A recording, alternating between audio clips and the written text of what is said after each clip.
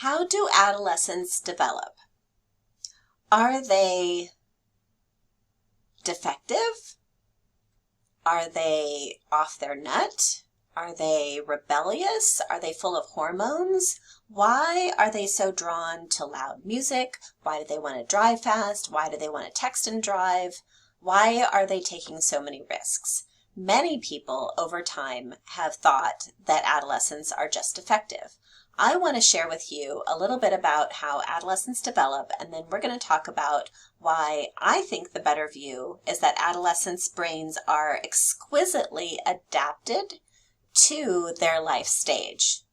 Okay, so we'll share that in a minute. So let's think first of all about puberty. This is it's puberty. Bet you didn't know that was coming. This is the time between the first onrush of hormones and full adult physical development. Usually lasts about 3 to 5 years, 4 years is average, but of course we know that many more years are required to achieve psychosocial maturity. You've probably heard a lot of these terms before, but the primary sex characteristics are the organs of reproduction. So we're talking here about ovaries, testes, penis, vagina, uterus. If it's necessary to reproduce, that's primary. Secondary sex characteristics are the physical signs of maturity that let you know that somebody is sexually mature, but it's not directly linked to reproduction. So breasts are not necessary for reproduction. They're necessary for feeding, but not reproduction. The width of the pelvis and the width of the hips. Facial hair and broadening of shoulders in boys. Vocal changes in both. All of these tell us that somebody's reached sexual maturity, but they're secondary to the actual reproduction. And these will occur in a predictable sequence for girls and boys. Forget if I have, oh yeah, there's timing. Okay, so there's two big things that happen, big events during sexual maturation, menarche and spermarche. Okay, so don't say menarche and spermarche, it's menarche and spermarche is the way you say it. And so menarche is the point at which menstruation begins, the very first period. This could be as early as 9 for some girls, or it could be after 14. Typical age is 12 to 13.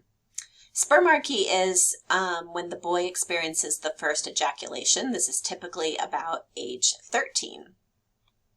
So the timing of it, you don't have to know all of this. Check your study guide to see what I'm asking you to know. I think it's very useful to know that 9 is when girls are starting to have an increase in their sex hormones, and 10, or sometimes you see 9.5, is when boys typically have an increase in testosterone. Estrogen goes up 6 times over childhood levels in girls, and guess what? In boys, testosterone goes up 20 times over childhood levels. So at 9 and 10, honestly, they look like little bitty kids. They're just children at that point.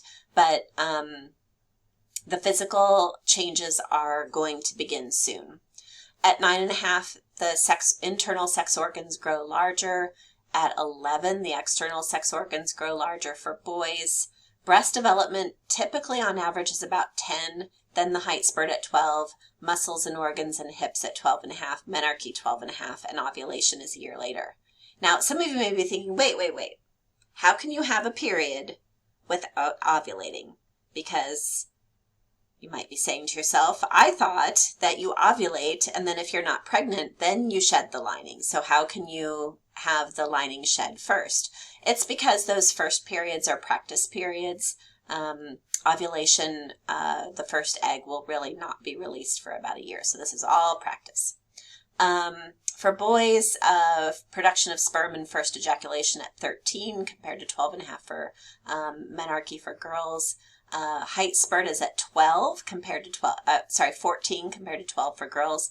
Muscles and organs, broadening of shoulders at 14.5. The voice lowers at 15, and facial hair appears at 16.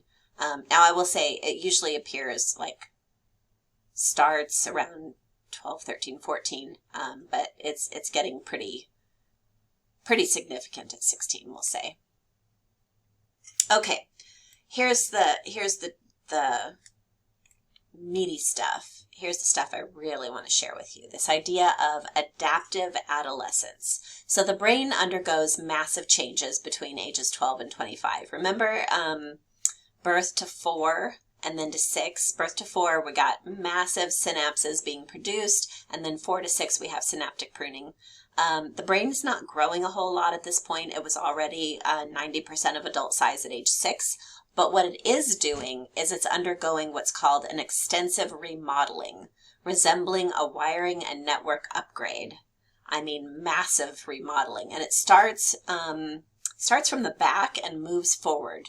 So that's very interesting, right? Because back here is more like survival stuff, and here's like thinking ahead type stuff. This happens last. That happens last. And there's a reason for that. This is not kids being defective. I really do not think of adolescents as defective at all. I think that they are exquisitely built for their jobs.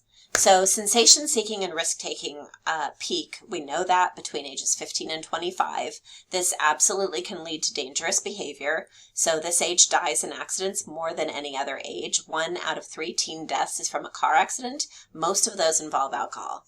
That's stupid. Don't do that. But why do they do that?